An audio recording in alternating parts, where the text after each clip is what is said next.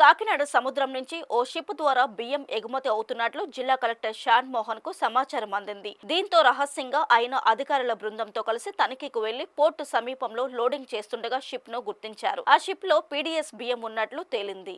జిల్లా కలెక్టర్ షాన్ మోహన్ సగిలి అకస్మాత్తుగా కొందరు అధికారులతో కలిసి పోర్టుకు వెళ్లారు. తనిఖీల అనంతరం ఆయన మీడియాతో మాట్లాడుతూ షిప్ లో అక్రమంగా తరలిస్తున్న పీడీఎస్ బియ్యాన్ని గుర్తించామని తెలిపారు.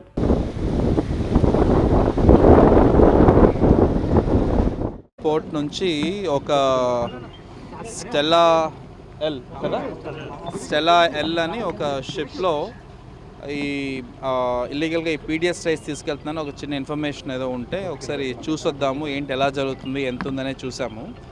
సో మొత్తం 5 హ్యాచెస్ ఉంటే ఆల్ 5 హ్యాచెస్కి along with the technical team ఈరోజు వెళ్ళటం అండ్ శాంపిల్స్ అక్కడికక్కడ మన కెమికల్స్ తీసుకెళ్ళి చెక్ చేయడం. ఇప్పుడు ఎక్కడైతే ఎలా అయితే ఇక్కడ చెక్ పోస్ట్లో మనం చెక్ చేస్తున్నామో అలాగే అక్కడ బిగ్ శాంపిల్స్ అది ఎనీవే మా కెమెరామెన్ కూడా మీకు వీడియో షేర్ చేస్తారు. So it was surprise one, so మీకు ఇంటిమేట్ చేయలేకపోయాం. సో చెక్ చేయడం జరిగింది. అందులో ఆల్మోస్ట్ 52,000 టన్స్ ఆఫ్ కెపాసిటీకి గాను ఒక 38,000 టన్స్ వరకు ఆల్రెడీ లోడింగ్ జరిగింది. ఆ లోడింగ్ జరిగిన వాటిల్లో క్లోజ్ టు ఒక 640 టన్స్ మాత్రం మనకి పీడిఎస్ రైస్ ఉన్నట్లు అనిపించింది. ఆ 640 టన్స్ కూడా రీసెంట్గా మనం సీజ్ చేసి బ్యాంక్ గ్యారంటీ తీసుకొని రిలీజ్ చేసిన స్టాక్ లాగా అనిపించింది.